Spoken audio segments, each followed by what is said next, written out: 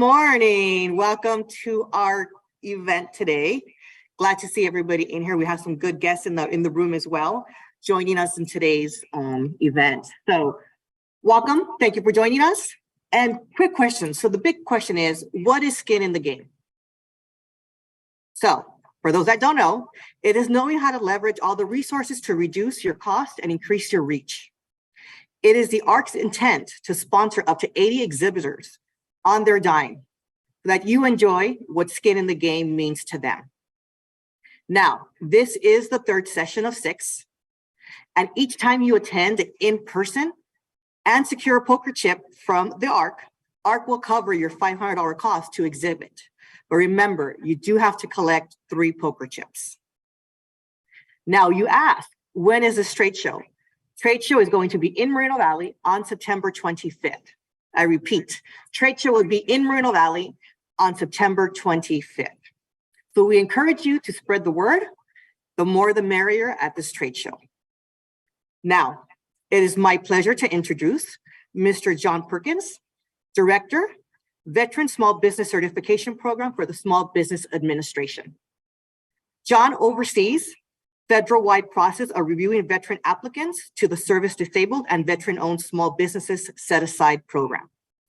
Prior to this, John served as the director for the Center for Verification and Evaluation under the Veterans Affairs. He served in the U.S. Navy as a commissioned officer from 1987 to 2010. John, thank you so much for joining us, and over to you. Thank you, ma'am. I appreciate that great introduction. I appreciate the chance to talk about something I'm passionate about, which is a set-aside program for veteran-owned small business and service-disabled veteran-owned small businesses. And I'll get off this first slide because nobody really cares about those introduction slides.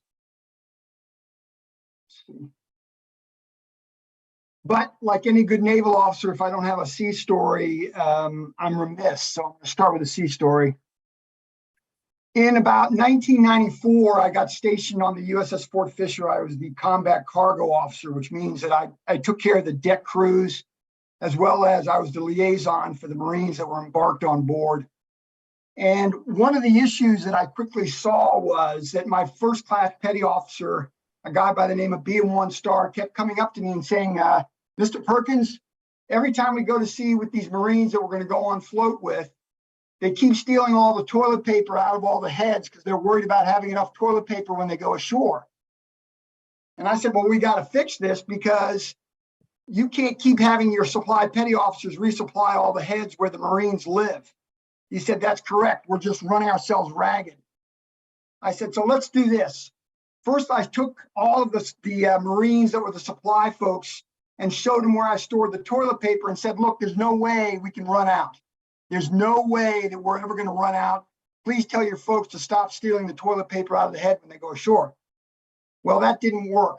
And the reason it didn't work is because the message didn't get all the way down to the E1s and the E2s there on the Fort Fisher that we're going to embark on the LCAPs and go ashore. So instead of having explaining that to all the supply petty officers and the supply folks within the Marine Corps on the ship, I asked the combat cargo guy in charge of the Marines, the CO of troops on the Fort Fisher, can you get all your Marines on the flight deck, which is just aft of the ship there? You can see the flight deck on the very aft portion of the ship. I said, can you get them all down there so I can just talk to them? And I grabbed a bullhorn and we met. And I said, look, I promise you that every time you go ashore, what I'm going to do as far as the procedure goes is I'm going to give you a case of toilet paper for each division that you got going ashore. So you're not going to have to steal toilet paper out of the heads anymore. I promise that. And if you don't believe me, I will give you a personal tour of where we have stored all of our toilet paper.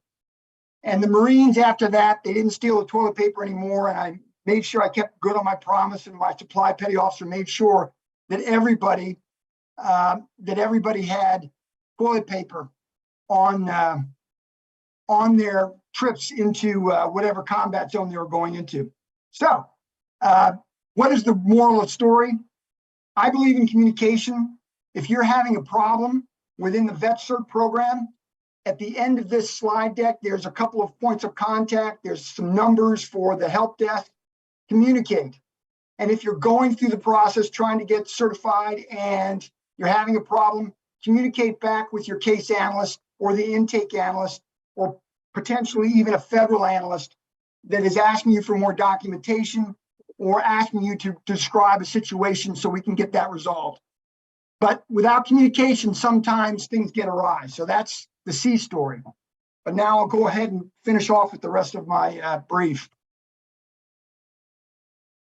Let's see. Now I'm not advancing. There it goes. A note from the administrator. The goal is to increase the VOSB and SDVOSB industrial base, meaning that we have more firms that are service disabled or veteran-owned small businesses that are qualified. She also wanted to simplify the preparation and submission of certification documentation and data. A simple note here, one of the things that the new process has is we don't normally ask for tax documents. In the old CDE process, when I was there, we asked for 5 years worth of taxes. We don't do that anymore. So you can see that the administrator wanted less documentation to go in. And one of the first things that we do now is we don't ask for taxes. It's a lot simpler, much less documentation. She also wanted to streamline the certification review process without compromising due diligence, which she has done. The indications from everybody that's coming through the process is it's a lot easier and a lot more user-friendly. And then shift the resources and funding from certification activities to training. The process that we have right now brought across all of the great talent that I had at CVE that came with me. They were all nice enough to follow me over to VetCert. And we're able to start shifting some of those assets into more of a customer service, veteran support focus. This was the top priority for Administrator Isabella Casillas Guzman, and she's been very supportive of getting this up and running in an excellent manner. Can you shift the slide, please? It doesn't seem to be working on my end.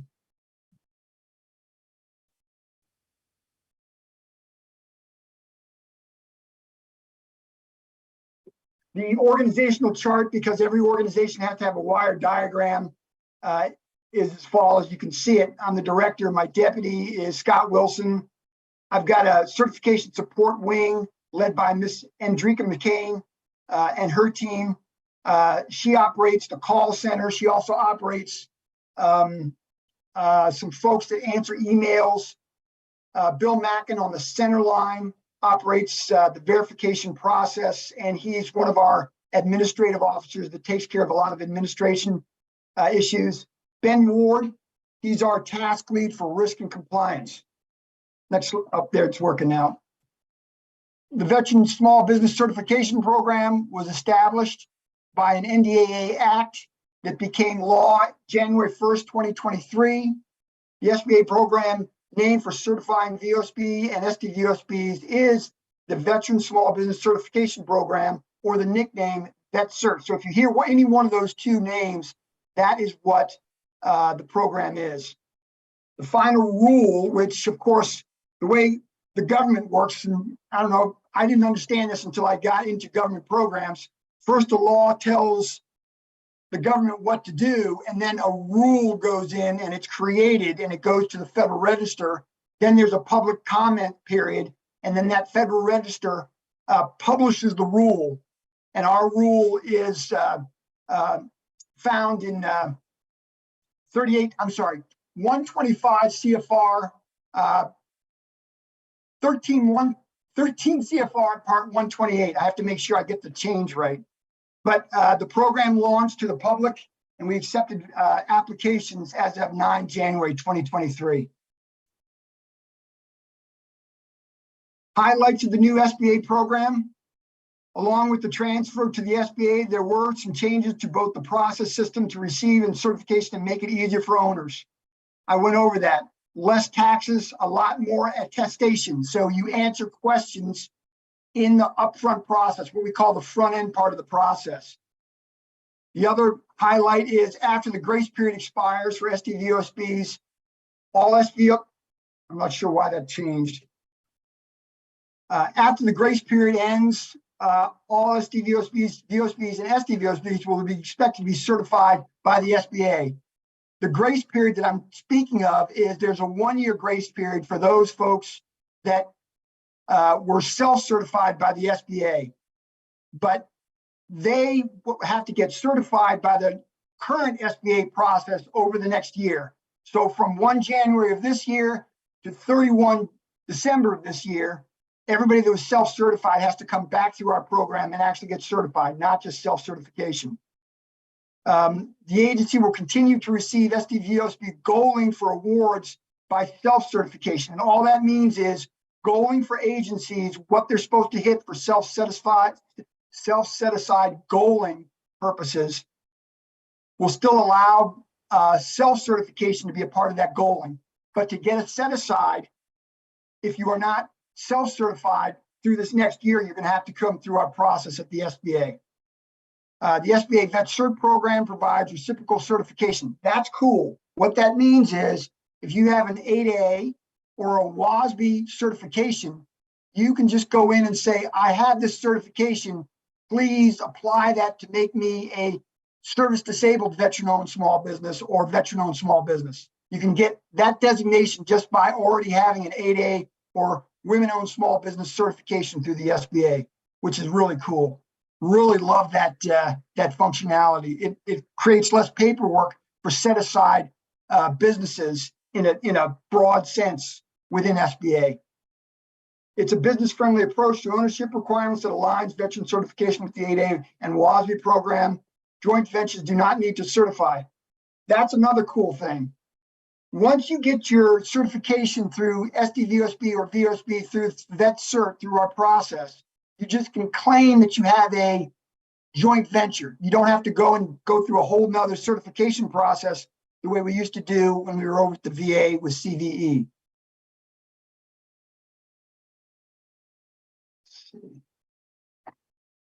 Okay, it's not, the slide deck is not moving again. Thank you. Policy highlights. SDVOSBs need to be certified by the SBA to receive sole source or set aside contracts from any federal agency.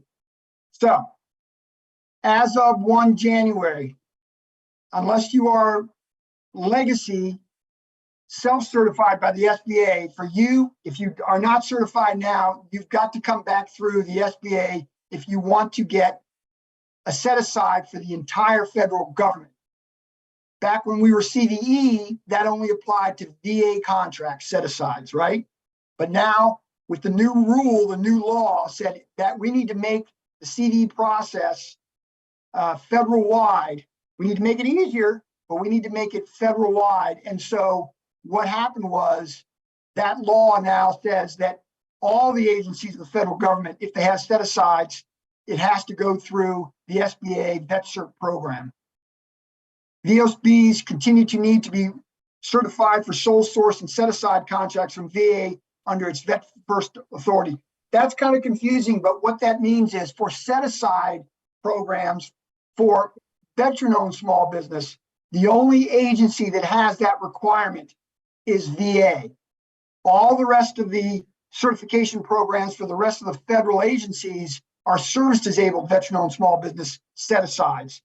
But the VA has a separate category, veteran-owned small business, that they try to reach as a goal, as a single agency. And we are the ones that also certify for that goal for the VA. The SBA has both the certification system for small businesses to apply and reapply, and the search tool for public and acquisition professionals. So that's a search tool that you, when you log in or you go to the website, that contracting officers, if they're looking for a capability, go into this system and find business types that they're looking for set-aside contracts that they're trying to award. And again, I said this the last point, WASB and 8A firms will have their certifications recognized if the qualifying individuals are the same across programs. Next slide, please.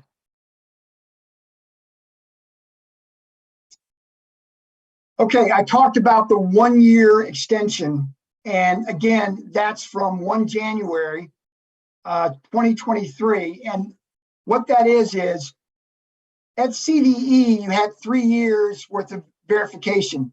And what the SBA administrator did is she put in the law, actually in the regulation, that all companies would have a 1-year extension beyond whatever they were at CDE. So if you were supposed to expire, if your certification, your 3-year certification was supposed to expire today, you now had a new certification all the way around until 2024 of today, meaning that gives everybody a little bit of breathing room. So some people had almost 4 years, not quite, but a lot of people had over 3 years because they were going to expire in this next year. So they have a little bit of a grace period, 1-year extension. And that means we're not doing re-verifications. So we're just doing certifications right now, not re-verifications for those that were expiring this last year. So that's the 1-year extension. 1-year grace period, like I talked about, that's the companies that self-certified. They've got a year now to get certified. Now, one caveat to that, they can't apply to VA set-aside programs with the VA acquisition process. They have to be CDE certified or SBA certified. They can't do self-certification and go back to VA and get that. So that's one minor difference. So if you're looking to go after VA contracts, you have to be either prior CDE with the 1-year extension, or you've been certified by VetCert in the new program after January 1st, 2023. Certification will not be for a specific NAICS code. SBA certification process determines that a business is currently small, at least in one NAICS code, not in all of them. That's another change. We're looking that you are small in one NAICS code. And then the COs would determine whether or not, if you've got another NAICS code that you're being looked at for a set-aside, they would look at your NAICS code, which, by the way, NAICS, for anybody that doesn't know, is North American Industry Classification Standard. It's basically your business type, as they look at what they're looking for in a business type or a business capability. The final rule takes steps to harmonize and simplify definitions of ownership, control, day-to-day operations, and standard hours across certification programs. So what the SBA is trying to do is make ownership and control, which are the big two elements of how we look at whether or not a firm is certified. We look at whether or not we can get all of that together and get that closer for 8A, for WASB, and for VetCert. OHA, that's the Office of Hearing and Appeals, handles all status protests and appeals. This is also opened up to the surplus property program. Next slide, please. Benefits of the SBA certification program. The program, small businesses, the opportunity to access resources such as training, business counseling, access to capital, and more. That's the SBA. That's what the SBA can give you after you get verified. Certification also allows firms the opportunity to compete in the federal marketplace for sole source and set-aside contracts. We've talked about that. Self-certified firms do not qualify for VA contracting opportunities, and that's what I just mentioned. So you have to get VetCert qualified to go after VA contracts. It does not apply for the federal marketplace for VA self-certified and VOSB set-aside contracts at the VA. Next slide, please. Eligibility, big deal. Number one, you have to be a veteran, right? You've got to be a veteran by the VA, and that's a big deal because we go back to the VA and we have a way to check back with the VA. We have a computer agreement with them where they check on everybody that's coming through and they say, yes, they're a veteran by our definitions, or no, they're not a veteran. Yes, they're service disabled veteran, 0 to 100% disabled, doesn't matter, just as long as they're SDV certified by the VA. They should be considered small as defined by the size standard corresponds to any NAICS code. Like I said, you got to be small and at least one NAICS code by FBA standards. You have to have at least 51% ownership. So that's ownership, i.e. in stock percentage, or 51% of the LLC that you as the veteran owned or the service disabled veteran owned. And then you have to control daily business operations. You have to also control ability to create a meeting through a quorum if you're an incorporation, those kind of things. Next slide, please. I discussed this earlier, the 1-year certification. Administrator Guzman did a great thing by saying, you know what?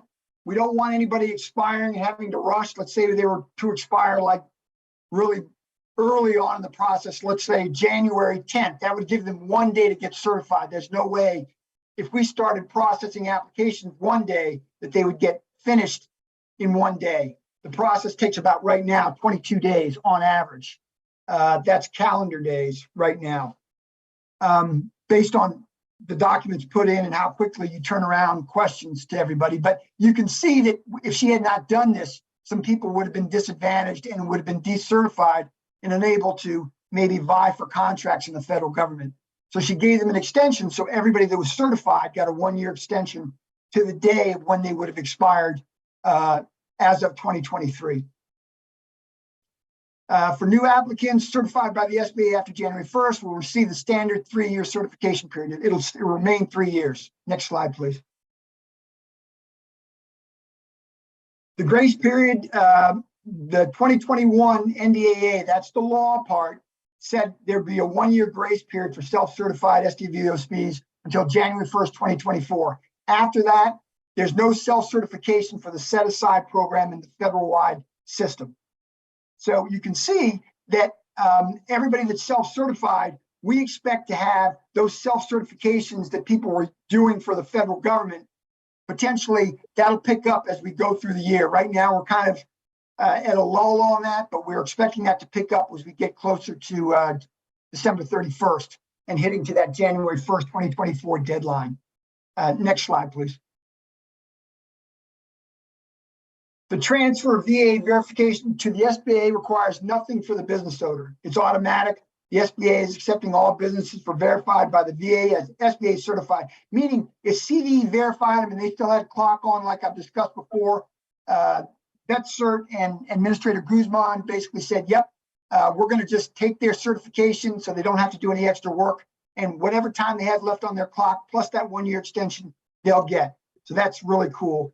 And you can see that if they have any questions about this, they can call the 1-800 number, and that is there. And hopefully, I'm hoping that these slides go out to everybody because there's a lot of good information in these slides. Next slide, please. What does this mean for VOSB and SDVOSBs? If you are a VOSB or SDVOSB, this is a VA CA certified, verified as of January 1st, 2023 transfer date. This means the SBA has granted a one-time 1-year extension like I've talked about. The 1-year extension is reflected in the SBA verification small business search tool. So when they search that, you'll see the extension of those dates, the 1-year extension. For all verified businesses, as your verification expiration date approaches, you can apply for recertification at the SBA's new certification program. And that's about 120 days. So as your verification comes up on expiring, about 120 days, you come back in and start the process again so you don't lapse. That's important. Recertification for all VOSBs and SDVOSBs with a current active certification will not be an option until later in 2023. Like I said, we're not doing re-verifications right now, but we will have obviously that capability once we start January 1st, 2024, and probably a few months earlier than that if people want to get a jump on it. But that date has not been established yet. Next slide, please.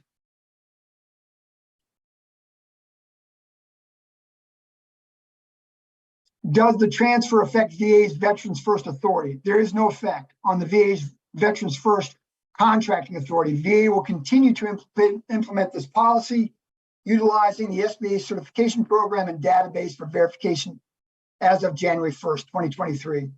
What does that really mean? That means that the VA is going to continue to look at our verification as their sole source on who can compete for set-aside contracts for SDVOSB and VOSB set-aside contracts for the Veterans First Authority, the rule and the law that said, VA, you're going to have this set-aside program. They're going to look at our SBA database. That's all that's saying. That's just basically saying they will look at our database. They're not keeping a separate database that you got to keep up with. There's a one-stop shop, and that's the VetCert database.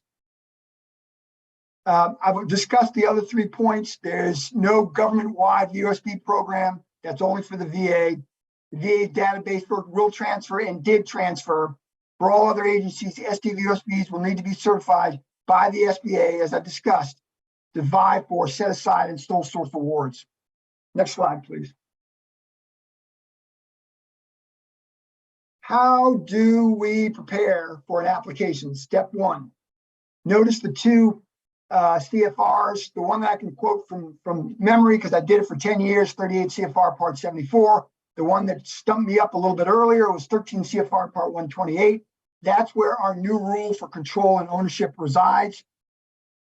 Here's some highlights. You must be considered a small business as defined by the size standards corresponding to at least one NAICS code. Not all the additional NAICS code, but one primary NAICS code listed in the business's SAM.gov profile. And that's important, that you have to be registered in SAM.gov as a business before you start applying to our program, because you have to have your NAICS code listed in SAM.gov. That's one of the precursors of going through our process, being listed in SAM.gov. Next point, no less than 51% of the business must be owned and controlled by one or more veterans. And we'll get into a little bit more detail about that in a couple of slides. For certification as SDVUSB, no less than 51% of the business must be owned and controlled by one or more veterans, rated as service disabled. So if you're service disabled, that puts you in a different category. And we expect that the VA will come back and say, yes, this individual is service disabled. And then you have to be owned and controlled, 51% owned and then controlled by the SDV. That's what that bullet's saying. For those veterans who are permanently and totally disabled and unable to manage the daily business operations of their business may qualify for certification as SDVSB if their spouse or appointed permanent caregiver is assisting in that management. So there's some caveats for those veterans that need some help, or their surviving spouse takes over the company after the veteran passes. Step 2, ensure registration in SAM.gov. That's what I just said. You've got to be registered in SAM.gov, or the system will not allow you to come forward in our process. There's a check to make sure that you have SAM.gov registered. Gather required documents before beginning the application. A fact sheet listing required documentation is available at sba.gov/VetCert. That fact sheet is great. It gives you all the applications. It gives you a link to frequently asked questions. It's got the 1-800 number for our call center. It's a really great fact sheet. Next slide, please. Business types. Now we're getting into the nuts and bolts of this thing. Different business types. You all as business owners understand your business type. You may be a sole prop. Wonder, well, what type of documents do I need for a sole prop? That's very simple, because sole props are kind of a simplistic business organization. There's not a lot of documents to need to create a sole prop, which is nice. All you need is those 3 items: the IRS SS4 TIN issuance letter with correct name and EIN, fictitious name certificate or certificate of trade name, and a copy of your most recent Schedule C. That's pretty easy. A partnership, a little bit more. You can see the documents listed there. I'm not going to read them, but there's a few more documents establishing the partnership. Next slide, please. Documents by business type. This is where it gets a little bit more, because the complexity of the organization of the business gets a little bit more complex for an LLC. You'll need a copy of your filed articles of organization or equivalent, including all amendments. You need a copy of certificate or equivalent showing the filing of those articles of organization with the state. You'll need your operating agreement. All LLCs have an operating agreement. That's the business agreement between all owners, how it's going to run, including all amendments. And that should be, if you've got an amendment, it needs to be, of course, signed and dated. So look at your operating agreement and make sure it's signed and dated. or you'll have problems down the line in the assessment phase. Make sure it's signed and dated, the election of appointed officers, adoption and implementation of bylaws or operating agreements, business decisions, and voting. All those things, how you run your business and how they're laid out in your operating agreement, we take a look at to make sure that you are controlled by, or the LLC is controlled by the veteran. That's the big deal. An incorporated entity has to have the copy of filed articles of incorporation or equivalent, including all amendments. The bylaws, that's how you operate your business, of course. All corporate bylaws and all amendments signed and dated as of their effective date. It's really easy just to take a look at these, either operating agreement for an LLC or bylaws, just make sure everything's signed and dated correctly. Certificate or equivalent showing corporation's creation within whatever state entity or state that it was created by. Minutes demonstrating or establishing the current operating practices when signed and dated. These legally serve as evidence of important actions, such as election of appointed officers. So one of our requirements that we'll see later is that you have to be, as the veteran, the highest officer. That's in the regulation, that you must be the highest officer. We look in these documents, these business documents, to see whether or not you have been noted as the highest officer in meeting minutes that are signed and dated for your company. Whether or not the veteran has the ability to vote, business decisions, who makes those decisions, we'll get into that later. But these are all the documents for a corporation. And a copy of the most recent stock ledger that proves your ownership percentage. Stock ledgers typically show ownership percentage of a corporation. Next slide, please. Ownership. Here's the big bucket. It comes straight out of the regulation 13 CFR 128.202A and B. At least 51% direct and unconditional ownership by a qualifying veteran. Direct excludes those of another business entity or trust, including ESOP. Exception for a trust is if it is revocable and the veterans are the grantors, trustees, and current beneficiaries. What does that mean? Well, what that means is direct means you directly own it. You don't own it through a trust, but if you do own it through a trust, you have to be the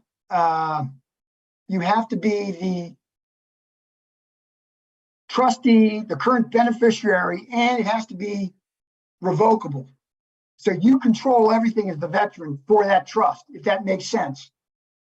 If you have another way you own it, like let's say you've got it owned through a 401k, that may be problematic. That's not direct ownership. You own it through a percentage of maybe a 401k or an IRA or other such vehicles, that can be problematic, and we may have to deny that. So that's what direct ownership and unconditional ownership.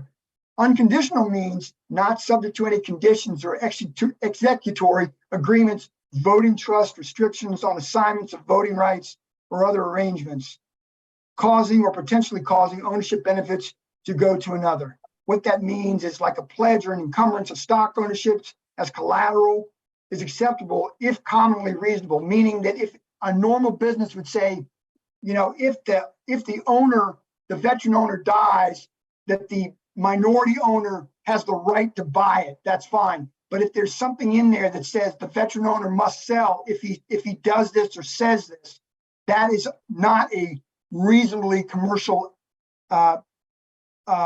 condition on ownership. That's unconditional. What we want is unconditional, and that's a condition on ownership, that the veteran would have to sell for some reason based on how the bylaws or the operating agreement is written. The right of first refusal doesn't affect unconditional ownership if it is commercially reasonable. Right of first refusal is what I just explained, meaning if the veteran wants to sell, if there's a right of first refusal in the stockholders agreement saying if stock is sold, the veteran first must offer it to a non-veteran, that's fine. That's commercially reasonable. That's normal business practice. But if there's something else in there, that might not fly. Next slide, please. Additional details on ownership, dividends, and distributions. Qualifying veteran must be entitled. Now, see that where that's bolded? That bold means that you have to be entitled to 51% of annual distributions and profits. Doesn't mean you have to take them. You can explain why you're not taking them for yourself, and maybe you're giving them to another owner, or you're building up your business, or you're taking your capital and you're buying another piece of equipment for your manufacturing process. So you don't have to take more than 51% of your annual distributions and profits, but you have to be entitled, meaning if you want them, you can take them. That's the best way to say it. And that's part of 13 CFR 128-202G. Community property calculated without regard to community property. So community property isn't an issue. It used to be, it no longer is in this process. Surviving spouse, like I explained, I'll just read this, qualifies if he or she acquires interest of the deceased service disabled veteran, terminates a surviving spouse, remarries, relinquishes ownership, terminates after 10 years if death was due to service-connected disability, terminates after 3 years if the death was not a result of service-connected disability. Next slide, please. Ownership business type, partnership, 51% of aggregate voting interest must be unconditionally owned by the qualifying veteran.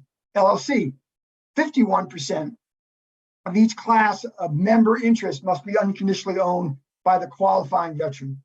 For a corporation, 51% of aggregate all stock outstanding and 51% of each class of voting stock must be held by a qualifying veteran.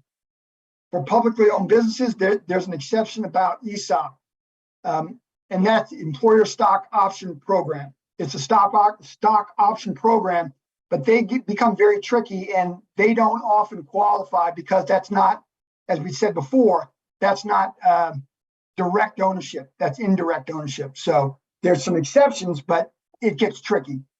It's easier to see if it's direct ownership through a trust, and the trust qualifies in an ESOP. ESOP is closer to like a 401k, so there become problems with those ESOPs. Next slide, please. Control, the second half of the two big wings. We have ownership, you have to have 51%, right? The next part is control. That's our other big wing in the regulation 13 CFR Part 128. In general, the management and daily operations, what does that mean? Here's the way I put it in general terms. You, as the veteran owner, must be able to mother, may I, nobody, that you can make any decision you want without having anybody stop you from making a decision. There's no mother, may I. There's no, do I have to ask this person before I make a decision. That includes daily business operations, meaning cutting checks.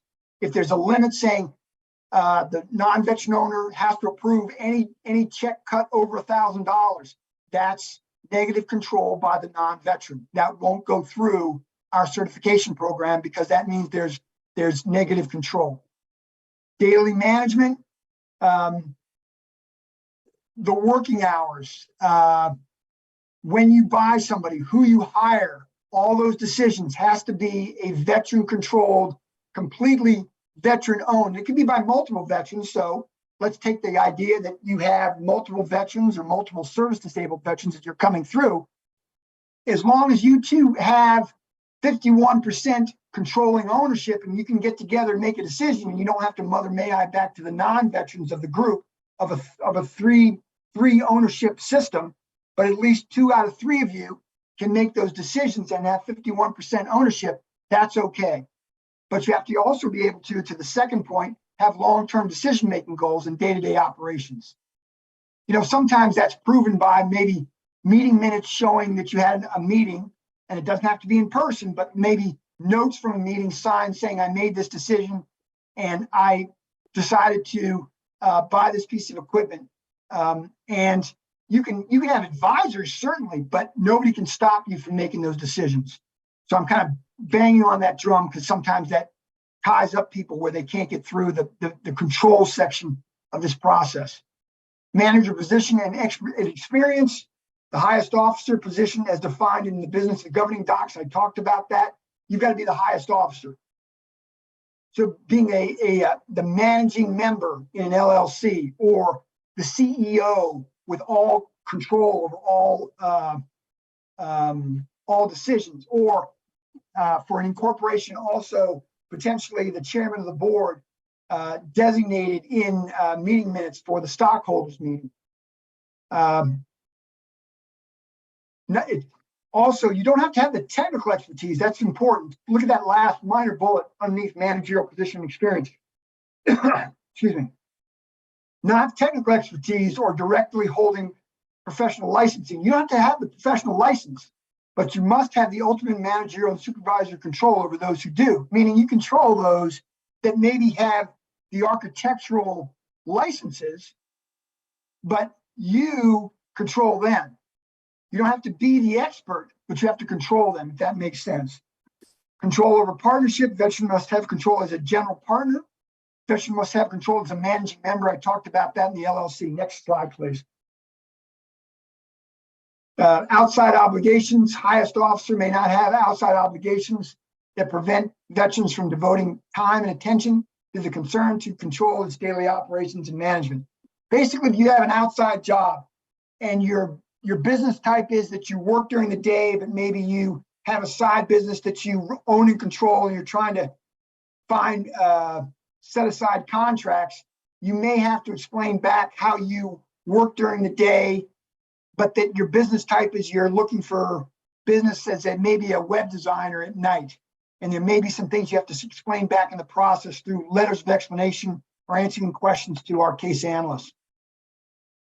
Generally, you must devote full time during business normal operation hours, but as long as the veteran, this is very key, but as long as the veteran has ultimate managerial and supervisory control over day-to-day operations and long-term decision-making, if fewer hours are given to the concern, SBA assumes lack of control, but veteran can provide information demonstrating control.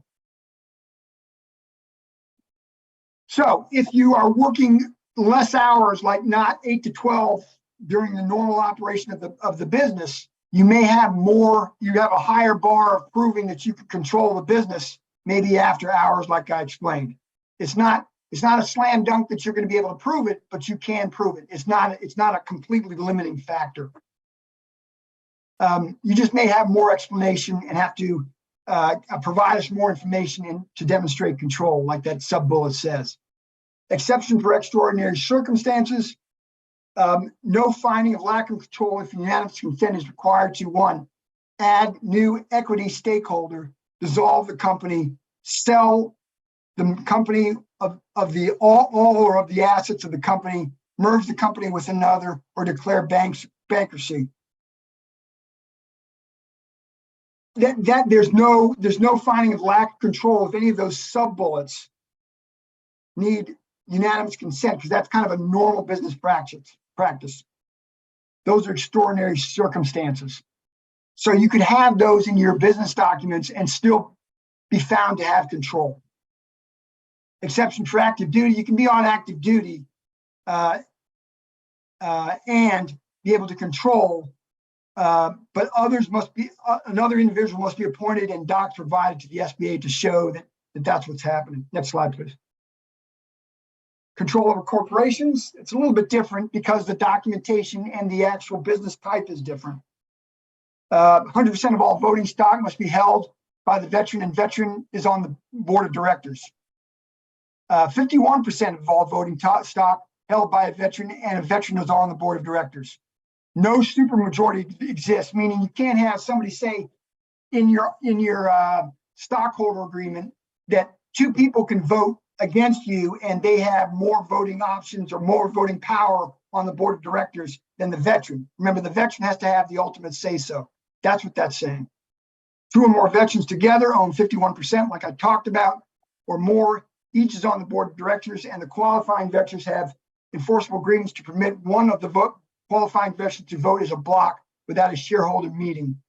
Meaning, at any time, if the veterans want to have a meeting, they can have it.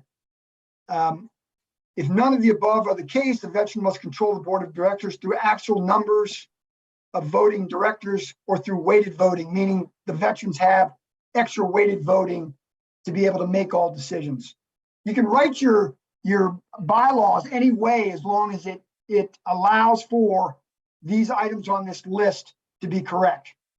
Quorum requirements cannot yield circumstances of negative control, meaning if the non-veteran isn't there, a quorum, a meeting can't be formed.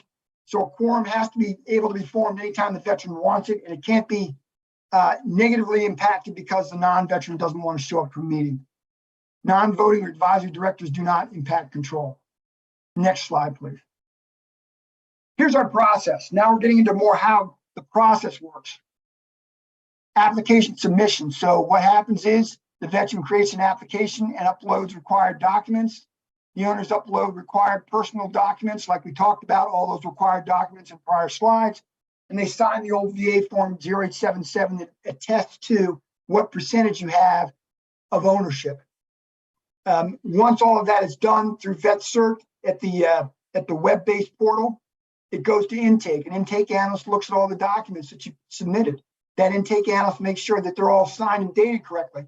That you have, let's say you have an LLC, that you put in your forming documents, that you put in your operating agreement, that it's signed and dated. If you don't have all those documents in, all the required documents in for your business type, that intake analyst might send you a note and say, hey, I need you to send these documents in. So that's the intake phase. The assessment phase, once you've got all your documents in there, it goes to actually looking what's in your operating agreement to see whether or not you have that day-to-day control, whether or not there's anything in your bylaws that might have a restriction on a quorum. That's what the level 1 analyst is doing. They're looking for anything that shows that you don't have 51% ownership. That's one big bucket, or control, all the little things within control, because there's a lot of sub-elements in control, like day-to-day management or highest officer, all those things. You can see that they'd have to go through a lot of questions. And as you're answering the questions on the front end, they're looking at your answers on the back end and asking extra questions to you to try to figure out if ownership and control has been established for your company. And this goes back and forth. And there's an opportunity in there, by the way, if something is wrong with your business documents, there's an opportunity for you to change them over like a 5-day period. I got to keep moving. I only have 13 minutes. But the level 2 analyst then makes a decision, and then they pass it potentially to the federal reviewer. The federal reviewer reviews everything, and then that federal reviewer makes a decision. This is an inherently governmental process. So a federal employee that works for our organization will make that decision, whether it's verified or not verified.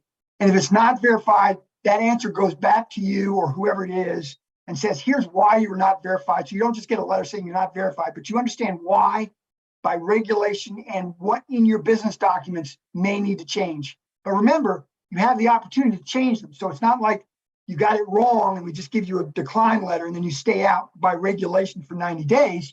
There's an opportunity to correct. That's why this process is so cool. And that's one of the carryovers from the CVE process. Next slide, please. This is what you would see when you log on to veterans.certify.sba.gov. And this is where you would log on, and then you log on and you create a username and log on, and then you go to VetCert and you start the process uploading. Like I said, you go back one slide, please, real quick. Once you log on to that, then you would go to application submission and you'd start loading up your stuff. You'd be answering a lot of questions within the system where they ask you, are you the highest officer? Do you have anybody maybe working for you that used to work in the same line of business? Because what we're trying to determine is whether or not there's any non-veteran control or potentially any issues with people that work in your company that might have worked for another company that did similar line of business, and there might be some negative control issues there. So we have to determine all that. So there's questions we ask you on the front end side, what we call the veteran facing side of the application. Next slide, please. And then you go here, and then you go here, and here's where the COs search. So once you're certified, you can actually search for your veteran-owned business and see that you're certified, and that's how a CO would search for your company once you're certified, to be able to potentially give you a contract which was set aside. Next slide, please. This is an initiative by the SBA called MySBA, and what this is doing is centralizing a collaborative structure to understand and unite the customer service experience across all SBA programs. That is why a lot of you that have seen or applied for loans notice that the log-on experience for VetCert is similar to those log-on experiences for MySBA. And we're trying to streamline things and get it all kind of one-stop shop. And that's Administrator Guzman's vision for the future. But this is coming to a theater near you soon. So that's the vision for the future. Next slide, please. Frequently asked question, who validates veteran status? Your veteran status validated with the Department of Veterans Affairs. Remember what I said, we go back to the VA and they check in. And this is important because read this important note. SBA uses an automated matching service. So there's a computer matching thing that goes on and it validates with the VA. The matching logic leverages the address you provide in the certification application to match against your residence address located within your va.gov profile. So if your profile at the VA and the address does not match what you put in as you start your vet cert program, if those addresses don't match, then what happens is the VA doesn't find a match for you. It can't find you as a veteran. Then it puts you in kind of a holding pattern and we got to do extra checks. You don't want that. So you want to make sure whatever address you put in vet cert, it's the same one you have with the VA. And here's some VA numbers to contact if you believe you've got the wrong information with the VA. You can contact them there. Next slide, please. Next frequently asked question, is an operating agreement required for an LLC? I hope everybody says yes, because I said, here's your required operating agreement documents, and we said an LLC. A lot of people say, well, why can't I have bylaws? Well, the reason is an LLC is supposed to have a bylaw by normal business standards of how those businesses are created. So without that operating agreement, we can't process an LLC. So they come back and say, okay, I see you have this, but we need your operating agreement to process your company as an LLC. And of course, required documents also include proof of state filings that you got to be filed by the state and active with the state. So you can see some of the things that we put out before about the things that should be proof of state filing. Next slide, please. Here's the more information slide. Visit the SBA, I almost said VA, I'm sorry, I'm getting old. Visit SBA's website at that address, the email, if you want to ask Andrika's folks any questions about the process, and you can contact our toll-free call center. I'd love to help you with that number. It's open Eastern time, 8 a.m. to 6 p.m. And frequently asked questions, I read 2 of them, but there's more out there. If you want to look through those, are at that link there as well. All found at the one central location at the top of the SBA's website for vet cert. Next slide.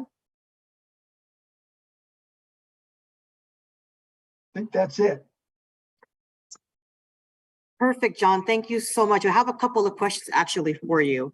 Okay. First thing I guess I would say is just as a note to everybody watching and everybody in the room, SAM is a key component, obviously. So if your SAM is not done, there is no entry into this process. With that said, John, one of the questions that has been asked is, what is the turnaround time once somebody submits their application to get the approval? Right. So it's about 22 days right now. Now let me caveat that. That's a great question. I love this question. Right now, the average time is 22 days. But I will tell you that depends on how quickly you turn around answers. Because remember what I said in that process, if you were to flip back the slides to the process slide, for each part of that process slide, there's a required amount of documents.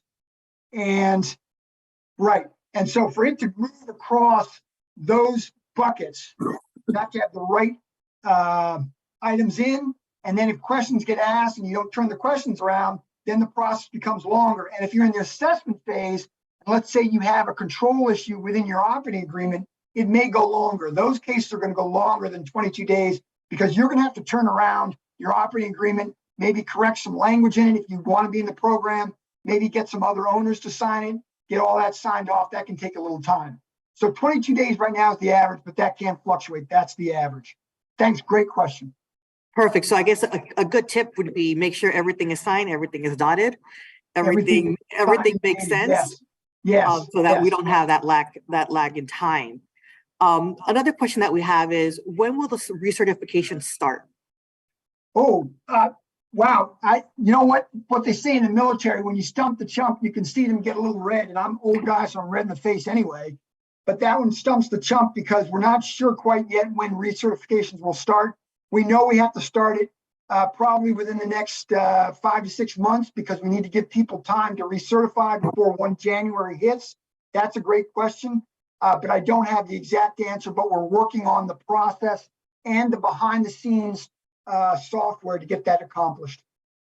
And I guess along that same lines, will it be a simplified process when we do get to that recertification? Ooh, another great question. There will be potentially a simplified process, but this process is pretty simplified as it is. It's really a lot quicker than the old process. As far as if you're asking, will there be a simplified process like CDE where only questions are asked and answered, that is still not determined yet. We're kind of looking through how we're going to do recertifications, but I don't have an answer technically to that question if you're talking about the old CD simplified process. Perfect, thank you. Let me look to the audience, see if there's any question in the audience. Questions? Active duty members be able to get the veteran-owned business. I know, so we're still in transition period. We don't actually get out of the military until September 30th. And I know they utilize the VA. We still have to go through the VA process. If there's an ability to be able to get that certification while still on active duty. Did you hear that, John? There was a little bit of an echo, so I missed it. I'm sorry, I'm getting old in my ears. So, good morning. So my question is, if we're still on active duty, is there another way to be able to still get the veteran-owned business? Since we're still in a transition period, we're about to retire, and we don't actually get out until September 30th of this year. What I would suggest is this. I would suggest, because you're not going to have a DD-214 yet, right? Correct. All right. So this is what I would suggest. I would suggest getting your business up, getting it running, getting it through SAM, that really good, get it going kind of things. And then when you get your DD-214, make sure that gets over to the VA and get ahead of it that way. Because let me just kind of give you an inside ball on the contracting officer side of this thing for set-asides. Technically speaking, COs are supposed to check whether or not you have your active duty, and if you are like for me, I couldn't be a set-aside program because I work for the federal government, and technically so do you while you're working as active duty. So it's best just kind of to wait until you are out and you have that DD-214. Once you have that DD-214, it makes it a lot easier. That answers the question. Yes, it does. Thank you. Thank you. Great question. All right, perfect, John. Do I have any more questions? Yeah. I have one more question for you, John. I'll have them step up so you can hear them. This might be a little bit more difficult because it's a targeted question. I understand that ownership applies to LLCs and all. Does transmutation apply to federal programs for certification like they do for the 8A programs? Does what? I missed that term. Does a transmutation, do you need a transmutation agreement in order to be able to apply as a veteran-owned business? Because I know you talked about ownership, and when you have community property in certain states, then although I own 50% or 51% of the company, my wife would own technically by community standards, 25%. So if she owns half of that, would I need to supply a transmutation agreement? No. Or No. that doesn't apply for the veteran owned? One of the minor subpoints that I read is community property laws don't apply. 51% ownership that you have, it's fine. Okay, thank you. Now I understand what you're talking about. We used to have to do that math, and that used to hurt my head trying to figure out community property rules. No. We'll have one more, John. John, I'd like to follow up because that transmutation in the state of California was a requirement back in the day, as you point out. If that's changed, we definitely need to isolate that rule change. It's already there. It's in the rule. We don't. It's in the rule. It's in the It's in the 13 CFR 128. I'll look it up, but I want to hold you accountable. So if a veteran submits, they ask for all these other things. Now it's simplified with the SBA. As you know, the VA mandated, as you are, the SBA mandated, not the VA. So I want to be clear because control and ownership is 51% or more. And in the state of California, that business is our business. And I had to do a notarized transportation form. So I just want to make sure that we emphasize that with clarity in terms of the law, so we can go follow that rule. I have not seen that rule. Hang on for a second. Let me go back.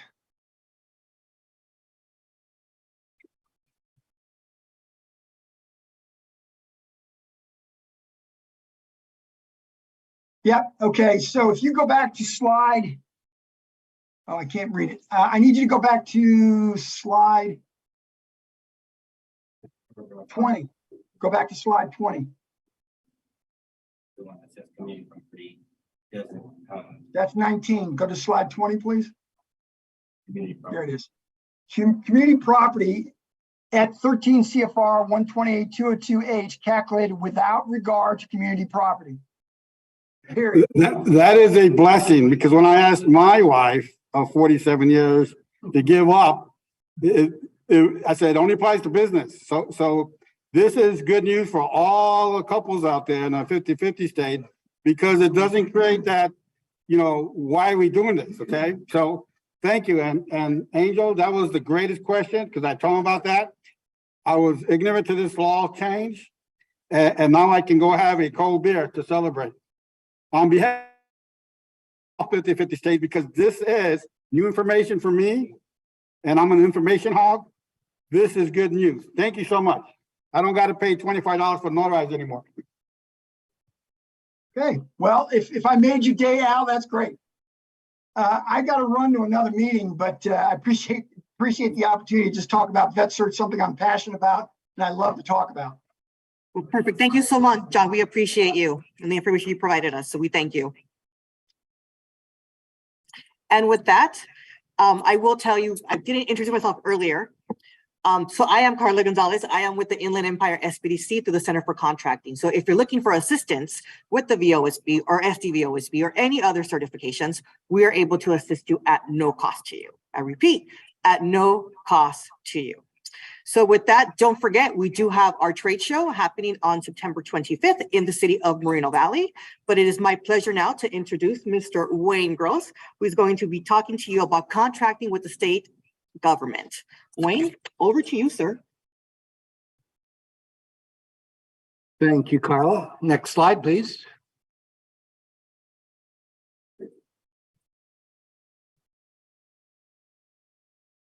Little delay there. Next slide. Or do I get to do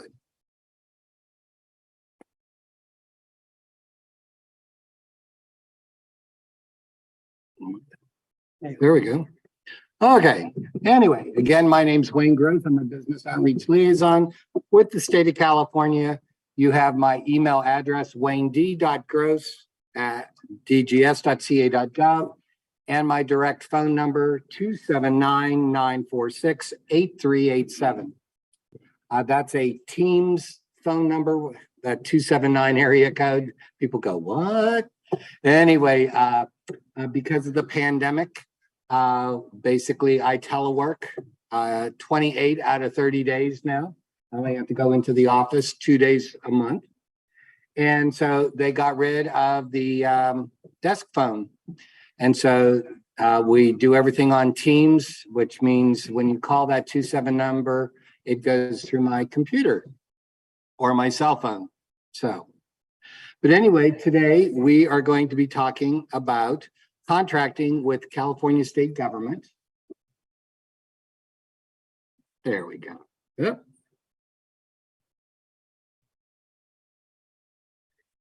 And let's see what's that. Okay, so we're going to talk about how the state buys, contracts exempt from advertising, leverage procurement agreements, and other procurement methods, contract readiness, some common mistakes, and tips for success. And then we're going to talk about commercially useful function and some resources that you have that are free. And so use them and abuse them, like Karla. So how the state buys. Okay, obviously we're expending taxpayer dollars.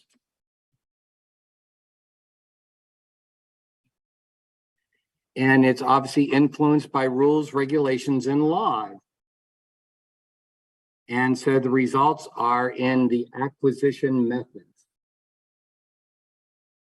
And these are distinct processes and procedures for purchasing a good or service.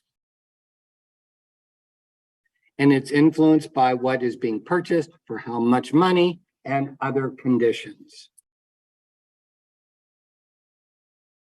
So we're first going to talk about contracts exempt from advertising, and they're not publicly advertised on Cal eProcure.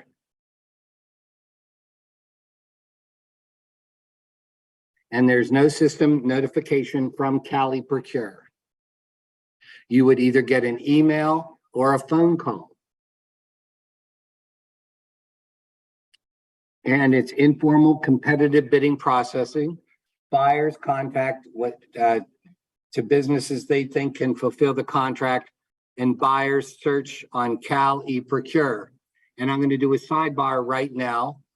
If you haven't, if you are certified as a small business and or DVBE and have not listened to my 1-hour training on updating your California profiles, okay, I do it every Thursday at 1 o'clock. And all you have to do is email me and say, I need the training. And then I send you a Teams link. It's a 1-hour profile. There are about 18,000 small businesses and DVBs in our database. And I would say there's at least 12 to 14,000 who's, and excuse my French, but your profile sucks. And it's my job to make you more marketable. And so unfortunately, I will not be doing it this Thursday because I'm down here today in Temecula. Tomorrow I'll be in San Diego doing an event. So it will be next Thursday at 1 o'clock. So all you have to do is just send me an email saying I need more training, and I'll send you the Teams link.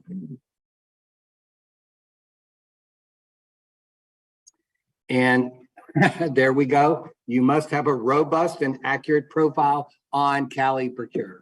And that is my job, is to make sure that you are more marketable.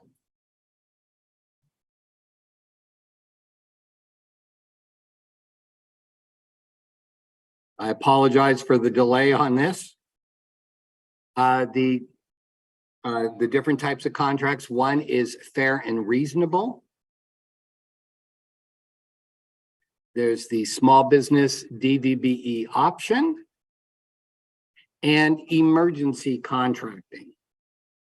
Yep. And so with fair and reasonable, that's less than $10,000. And it's used for simple purchases, and buyers need only one quote, okay? And it's obviously awarded to the lowest bidder, and it can be awarded to a small business, a DVBE, or a non-certified business. And, you know, the moral of the story is make sure that your profile is up to date, so it gives the buyer every opportunity to find you. The small business DVBE options, that's for procurements 5,000 and a penny up to 250,000 minus a penny, and up to 388,000 for public works. And this is for IT and non-IT goods and services. Okay, and this is only with small businesses and DVBEs. And you only need to get 2 quotes. Okay, the thing is, we can't mix certifications. And so if you are a DVBE and are qualified to get the small business certification, do it, because this is one of the main reasons. If I'm looking for small businesses, you're in that arena. If I'm looking for DVBEs, you're in that arena. If I get to choose you, okay, here's the golden ticket. If you are certified small business and DVBE, excuse me, what happens is I get to count you twice, once for my 25% small business goal and once for my DVBE goal. So you become the golden child in the room. Okay, and here again, it's awarded to the lowest bidder. Emergency contract. I believe you've heard of two of them that have happened in the last few years. One's the fire and the other one is that thing called COVID. Okay, and so basically with an emergency situation, all the rules and regulations are out the door, basically, because we have an emergency. We need to get to it now, not a month or a year from now, but we need to get it done now. And so it was my branch, my coworkers who created this emergency registry. And it's very simple. It's the KISS principle, keep it simple, stupid mantra. Okay, you have to have your certification number. You have to, there is a list of 30 different categories and you choose which one applies.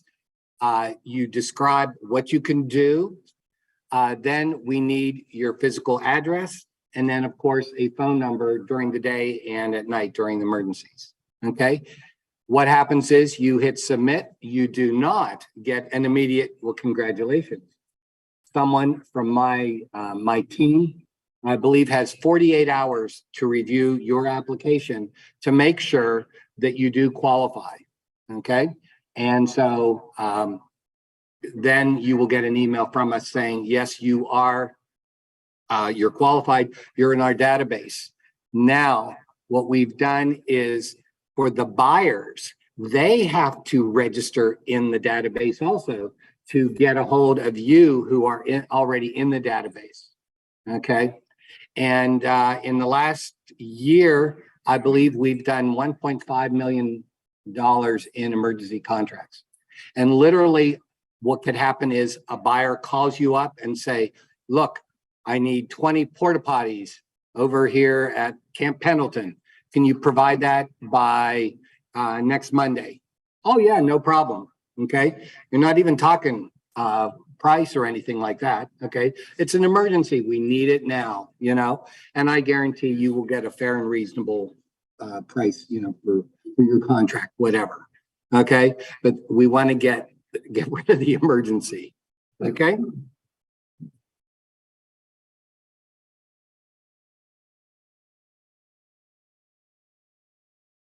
Okay, and here again, like I said, it's all of the different buyers have to get into the database just so they can get a hold of you.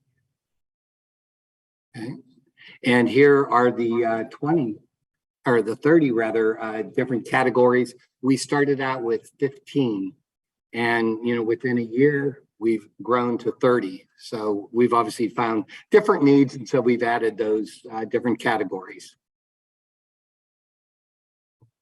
And here again, here are the 5 things that we need for you to register: certification number, the emergency categories, the description of the products and services, the business address, and the emergency contact. So if you go to Cali Procure and scroll down to the bottom right, it says for training and resources. And the fourth heading, the third bullet is the actual link to the emergency database. And again, like I said, I apologize for, there we go. And on the top left is where you would click to get registered. And you'll notice underneath it is where the buyer would have to go in and get registered to access the database. So the next item is what we call state contracts or leverage procurement agreements, or LPAs. And they're used by not only the state, but counties, cities, and schools. And obviously by DGS Procurement Division, and they're awarded for $0, okay? And it's for on-demand purchasing.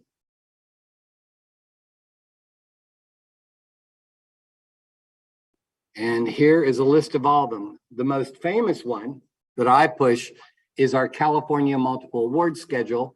That is the GSA's, the federal program GSA. This is our program, okay? The reason I push it is pretty simple.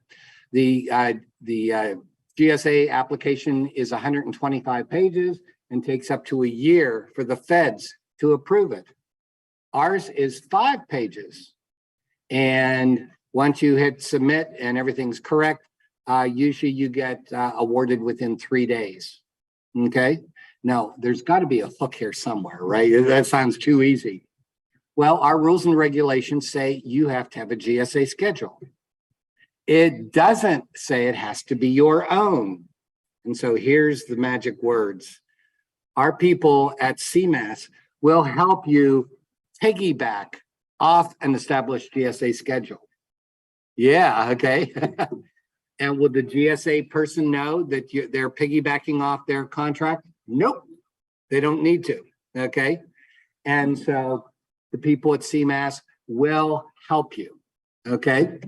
And what I tell people is, if you're certified, email them. Their email address is cmas@dgs.ca.gov. I'll repeat that, cmas@dgs.ca.gov. And all you have to do is send them an email and say, do I qualify? Okay. If you are certified, put in your supplier ID number so they can pull up this, to tell, you want to tell them what you do, obviously. Let them say yes or no. Okay. If they say no, you just go on with your life. Okay. If they say yes, they will spoon feed you. It is their job to get you. If you qualify, they want to get you your CMAS contracts. And then why would you want to get a CMAS contract? Your state certification are good with state agencies. CMAS is good with state agencies, but also cities, counties, school districts, community colleges, the UC and the CSU system. So my job is to afford you as many opportunities as possible. The other LPAs are NASPO, the cooperative agreements. And then we have master service agreements, state commodity contracts, state price schedules, and software licensing programs. What you want to do is, if you're interested in any of the other ones, as well as CMAS, you want to go to DGS search engine, dgs.ca.gov, and in the search engine, put in LPA, and you'll get a list of this and all the contact information. Let's say you want to do NASPO, Value Point. It will give you the contact information, and then you can ask if you qualify for that LPA.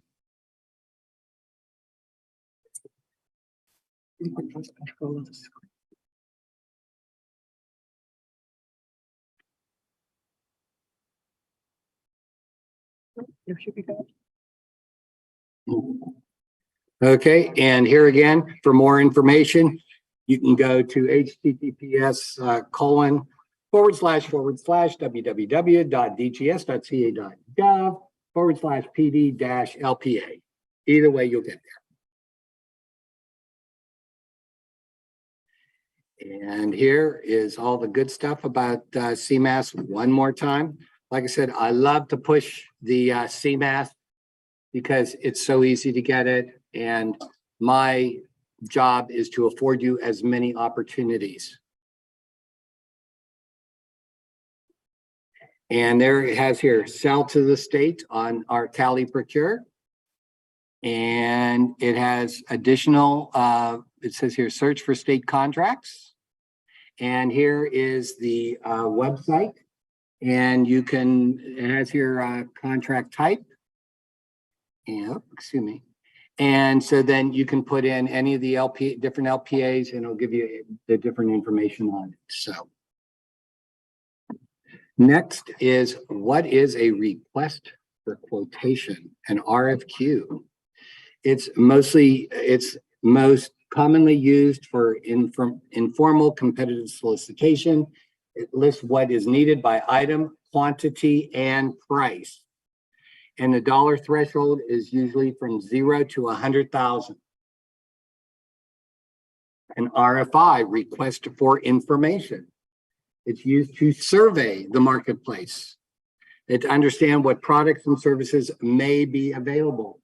They may send out an RFI, and those people that respond back to it will get the actual contract information, okay?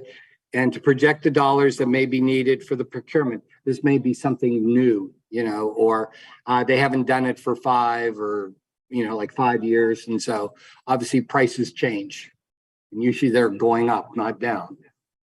And it's also referred to as a request for interest. The invitation for bid, an IFB, okay, is used to obtain simple, common, or routine services, non-IT goods exceeding 100,000. And here it's awarded to the lowest bidder. And there's no discussions or negotiations. Price is the key. And there is a small business preference and a DVBE incentive applied. The small business preference is 5%. You have to be certified as a small business to get the preference. And you basically are bidding 5% higher than the lowest non-certified bid. And the DVBE incentive can go from 0 up to 5%. And here again, it depends on the IFB, what it has in the content of the solicitation. But here again, both the small business preference and the DVB incentive have to be written into the contract. Request for proposal, an RFP, is used to obtain complex services in which professional expertise is needed. And there's more evaluation in the contract, and usually an RFP, you're talking 50, maybe 100 pages, okay? Very detailed, okay? And they're based on weighted criteria identified in the bid package. And here's the big thing is it's not based on the lowest bid, okay? Primary is low cost, maybe not the lowest, but low cost.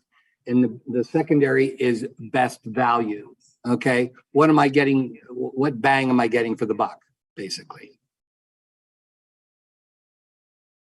And those are formally advertised on Cali Procure. Okay, and here we go to our homepage, and on the bottom right is the training and resources. And under the fourth heading, it has information that you want to get the acquisitions method.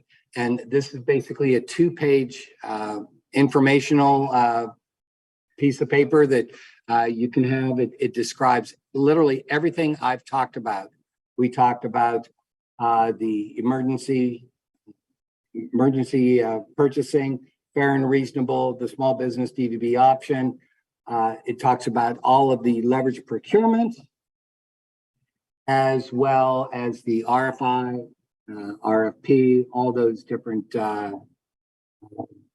methods of acquiring quotes. So now, contract readiness. Can you deliver on the contract? Do you meet the requirements? Do you have the financial capacity? Okay. Okay, determine your eligibility. Can you meet the evaluation criteria? Past performance, required experience and skill sets, and production capability.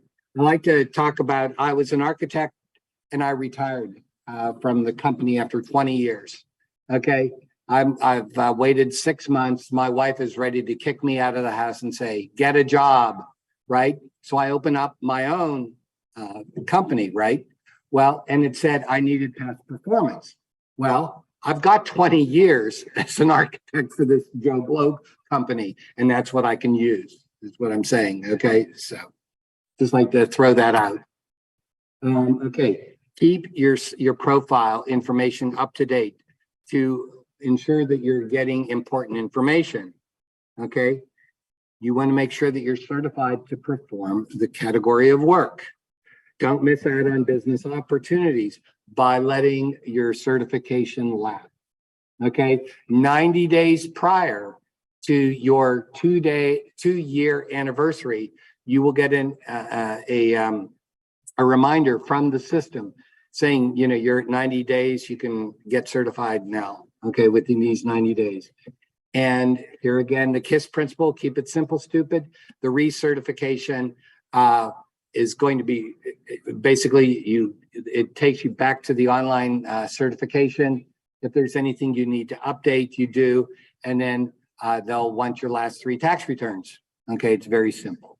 Okay, and make sure that you are properly licensed and insured. Okay, common mistakes. Okay, here is the biggest one ever. Out of the 250 plus advocates that we have, we ask them, what is the biggest error? And they go, signing all of the documents. Okay, even there's one for recycling. Okay, and everyone goes, what the heck do I have to do this? Sign it anyway, saying, okay, I don't do it. Okay, but if you don't, okay, you're non-compliant. Okay, and you could be the winning bid, but because you didn't sign it, it doesn't count. Okay. Forgetting to return all of the requested documents. Okay, especially with the big contracts, usually they'll have a checklist of, let's say, 10 or 12 items, and you go through and you say, yeah, I've got item 1. Here's item 2. Here's item 3. That way, you're not going to forget stuff. Not responding by the deadline. Every contract, I don't care if it's state, federal, local, has a time and date. Okay, and let's say it's today at 12 o'clock. Okay, and I can't get the my quote to the agency, so I call them up and say, hey, can I fax it? And they go, yeah, no problem. Here's the fax number. Okay, so the deadline is 12 o'clock today. I start the fax at 5 to 12. And it ends at 2 minutes after 12. Is that going to be a viable quote? I get all no's in the audience, and you're absolutely right. It's not when the fax starts, it is when it's end. So kind of put that in your memory banks, okay, if you're ever faced that situation. Okay, ignoring historical information available for pricing. The majority of our contracts are 2 or 3 years. They could be extended for up to 4 or up to 5. Okay, but after 5 years, if an agency is looking for that product again, they have to put in a new request. And so you can go to Skippers, that is our database of completed contracts, and ask the buyer for that previous one, 2 things. One is a copy of the original solicitation, and here's the magic one. Get a copy of the winning bid. Okay? It's all transparent. We are required to give it to you. And so why not learn? Okay, obviously the pricing's going to be different. It's 5 years later. And like I said, it's the chances of it being lower are probably null and void now. But the point is, at least you have a starting point. Okay? Ignore incorrect calculations, tax rate on documents. Okay, triple check your work. Make sure it's accurate. Leaving out required permits, licenses, and bonding. Okay, especially if you're with Caltrans, there's usually a bonding issue. Okay, and so find out what what the prime can provide for you. Okay, just little things like this. Know what you can do and what you can't do. And here's a big one: substituting items without the consent of the issuing department. Okay, if it says that you need to use Joe Blow products, and you go, well, I don't have Joe Blow, well, contact the administrator and say, I don't have Joe Blow, but I've got this line of products. Can I substitute? You get it in writing, right by that email, okay? Not a phone call, okay? Because if it goes to court, okay, and that was the determining factor, you can tell the judge, hey, I was told I can substitute, okay? And, and the judge says, do you have proof? And you go, oh, you mean this email? Okay, you see what I'm saying, so. And it has here, not following all the directions on a solicitation. I want everyone to realize in the resources at the very end, you have all of these agencies that will help you put a quote in, okay? And that includes the SBDC here, okay? Good old Karla. You've got the SBA, you've got the PTAX, you've got, PTAX are now the Apex, okay? They've renamed themselves, but I believe they have up to a year to call themselves the Apex. But here again, and it's all free. You can't beat the cost. That's the one. Not filling out the recycled form. That's the one I was saying. 99% of you don't do it, okay? But you still have to, if the form's there, sign it and throw it in your quote. And here, submitting cost proposal in the same package as technical requirements, okay? Here again, most of this stuff, like I said, if you have the different resources helping you, they will help you create that package, okay? So that it is complete. As far as tips for success, ask questions early on. Usually the solicitation will put a time and date when you can ask questions, okay? And then you make sure that you read and understand the scope of the work and requirements set forth, okay? I tell people, read the solicitation and then close it, go do something, whatever, and then go back to it 2 or 3 times, 4 times, whatever. Contact your resources to help you put the quote together. Oh, and don't shortchange yourself or them, okay? If it's due next Tuesday, you should have given them at least a week or 2 to look at it themselves. Excuse me. Okay. This is post-bid information, okay? Remember, if your business secures a state contract, you are legally bound to deliver as promised. Go figure, right? Many contracts do not pay until the job is completed, okay? That would be like a Caltrans. You've got a $20 million contract that's going to be for the next 2 or 3 years. And you may be at the 6th month into the contract, okay? What the prime has to do is every month he has to submit a report of who he's paid, okay? And so, of course, Caltrans has to pay him before he can pay the subs. But at that 6-month period, okay, your name should be on there saying you got paid, okay, that type of thing. We're trying to protect you, the disabled veteran, okay? Okay, and it has here lump sum, and that means it's paid at the end, okay? Commercially useful function. And I apologize, but I have to read this slide verbatim. That way you have been given the black and white version of this, okay? To perform CUF, if your business is executing a distinct element of the work, performing, managing, or supervising the work, performing work that is normal for the firm's business, services, and functions, negotiating price, determining quality and quantity, ordering, installing, and making payment, not subcontracting a portion of the work greater than expected by industry practices. And those are the 3 laws and codes that apply to CUF. This is what CUF isn't: an extra participant in a transaction, contract, or project through which funds are passed in order to obtain the appearance of small business DVBE participation.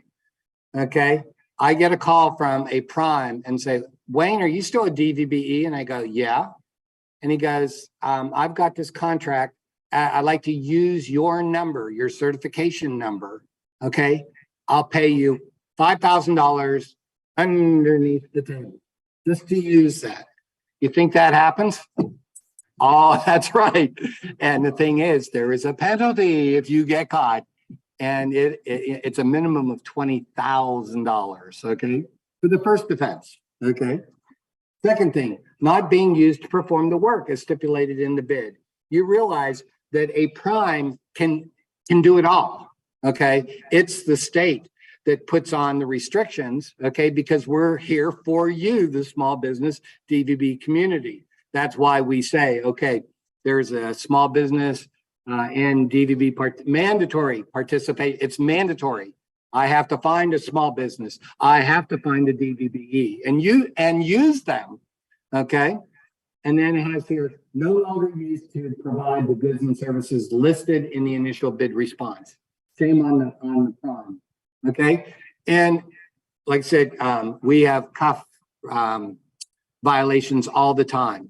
And if you get caught not following these rules, it can get not only get expensive, okay, but you can get kicked out of the system. A prime, let's say, got fined for 5 of them. That's $100,000 plus all his court costs. We don't pay for those, okay? And we can say, we can put out an email saying, do not use ABC Construction Company, okay, for 3 years, effective today, okay? And so ABC, puts in all these different quotes, non-responsive because of this letter, and that we would refer to that letter, okay? We may be the 4th largest economy in the world, but if you screw up, we can find you. Okay. Again, we talked about the resources. You have the Small Business Development Center, the SBDC, and that is for new businesses. That's counseling, planning, marketing, access to capital. The Procurement Technical Assistance Center, the PTACs, are now called APEX, and they're for government contracting for established businesses. And we have SCORE, they're for newer businesses. They provide mentorship. Okay, all these resources are free. You can't beat the cost. So, what did we talk about? We talked about the contract exempt from advertising. We talked about LPAs, leverage procurement agreements, and other procurement methods. We talked about contract readiness, common mistakes, and tips for success. And we talked about CUF, commercially useful function, and we showed you resources. I'm in the business. I've been doing this for 14 years, and my job is to afford you all the marketing possibilities. I want to hear from you, okay? If you get your first contract, okay? Back 13 years ago, Sac State did a research paper. And one of the questions was, how long does it take a new business to, who just starts in government contracting? How long does it take to win a contract? And it takes between 6 and 7 times before you get your first one. There are times when you get the first one, right? Someone, you just got certified. Someone calls up and they did a search and they found you. It's under $10,000, and they go, hey, can you do this for $5,000? And you go, of course I can do that, right? You get it, right? It literally can happen within a day, that type of thing. Okay, so the whole point is I want to hear about that. Okay, obviously there's the link for it. But if nothing else, you have my email. Send it to me, then I can forward it on to that email. Okay? And we like to, I show this link, and what this is for is to book an appointment. And you can get, matter of fact, I just checked my email, and I've got two appointments on finding contract opportunities. And so you can do it for state contracting, opportunities, registration and certification, and updating the California profile. Okay, and so Albert will have access to give you a copy of this PowerPoint presentation. So I'll watch the video. yeah, watch the video. That's right. So is there anything else on here? Nope, there isn't. But thank you very much for your time. The only dumb question is the one you don't ask. I'm your atypical state worker. I guarantee my life that it will not come during your my work hours of 7 a.m. to 4 p.m. You'll be sitting there on a Monday night watching Dancing with the Stars, right? Which is going back on ABC, by the way. But anyway, you're watching it with your partner, and that question comes up. You're running your business. You need that question asked and answered immediately. You got my contact information. I have my cell phone on until 9:30 every night. It gets turned on at 5 in the morning. And so, either I can answer your question, with the text answer, or I may say, hey, call me tomorrow, call me this morning at 9 o'clock and we'll discuss it. Okay. I am here for you. Okay. And there's a few people in the audience who can attest to that. There you go. Just to see. Right. Yeah. Yes, sir. Well, yes, Oh, he's going to swear. He's using the F word, federal. See, I know that, yes. But for GSA schedules, they Here, over on the here. screen. No, there. Gotcha. They specifically exclude architectural engineering. from Right, those. yes, right. And so do we. Okay, same Yeah. thing. And the thing is, but this is what I tell people. Because what happened to me, 3 or 4 years ago, I was doing a workshop in Covina, for you guys, matter of fact, okay, Karla. Anyway, this lady puts her hand up, and what I had done was I had stolen the CMAS PowerPoint in my presentation, right? And I had an exceptions thing, right? And she goes, I have a GSA schedule for your exception there. And I'm going, right? I'm going, well, I got this from CMAS. I said, give me your information. I will contact the CMAS people, right? And see what, if you can get a CMAS contract, right? And guess what? She could, because she had the GSA schedule. And so and I'm telling you also, I'm not the expert, okay? I don't know everything about CMAS. And so that's why you contact them and they say yes or no, okay? And the thing is, I know like construction, generally you can't, but if you're a consultant with construction, you can. Okay, that I do know, okay? And so that's why, like I said, they're the experts. They will tell you yes or no. Okay, fair enough. Okay, don't I have 3 questions? That's Daniel. Daniel, where are my 3 questions? Well, click the slide down. Does anybody else have any other questions for Wayne while we wait? What's that? We lost them. Ask them. Let's see if I remember. Okay, the first one is, what's the advantage of when you look at a solicitation and you're not signed in? Why would you want to be signed in when you look at a solicitation on Cali Procure? It links up your account based off of what you could qualify for. No, that's not the reason. Okay, the reason is if you don't log in and you look at a solicitation, you're not going to get everything that you need to see, including probably the most important thing is if you're doing a sub and prime thing, you won't get the option of placing an ad. Okay, that's just one thing. Okay, that was one question. What was the other one? Let me think. Here's the question. Yes, sir. To advertise your business on What is the cost? It's like when you got certified. It's like what Karla offers. It's all free. You can't beat the cost. Okay. Uh-oh. We're recording. Okay. Let's see. Like I said, with CMAS, you always want to contact them. CMAS@dgs.gov.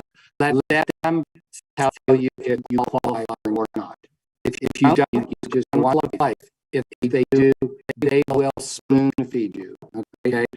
And the thing is, depending on what you're trying to sell. Okay. Anyway, you can have multiple CMAS contracts. And here's a good question. Okay, you get certified with the state. Okay, there are 3 places that certification number needs to be on. The first place is your signature line on your email.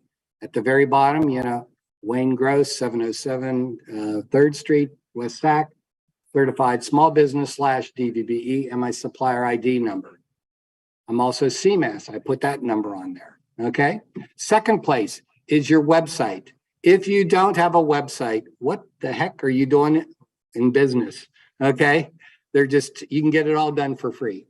Certification. All of your certifications need to go there. And the last place is your capability statement. Here are my questions. Okay. So here, I didn't have to ad lib too much. But that third place on your capability statement, your resume, side by on that, Karla's people, as well as myself, can offer you expertise review and rip you a new one to make sure that you're doing it correctly. Okay. And here again, it's all free. Okay. The last one. Okay. Why would you want to be, why would an agency want to become a reciprocity partner? Okay. You live down here in the LA/San Diego area. There must be at least 15 different reciprocity partners. These are agencies throughout the state that honor the small business and/or DVB certification. My job is to afford you every friggin' opportunity. And so if you want to do business with the city of San Diego, there's a link on, if you go to Cali Procure, at the very bottom on training and resources, go down. The 6th heading, the first bullet is the reciprocity partners, gives you a giant list of different partners.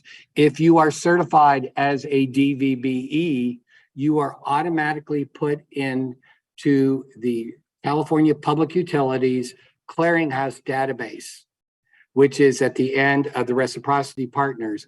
And you click on that and it takes you there. If you're women-owned, minority, LGBTQ+, or have a disability, you can all get certified as a disadvantaged business enterprise with the CPUC.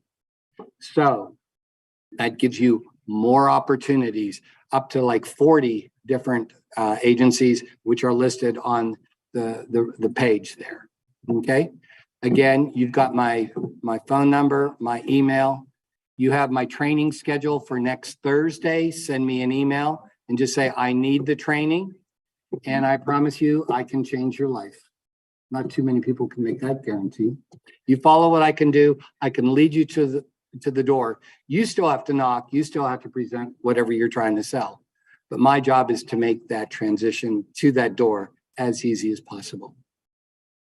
If there aren't any more questions, thank you for your time, and I'll send it back to Karla.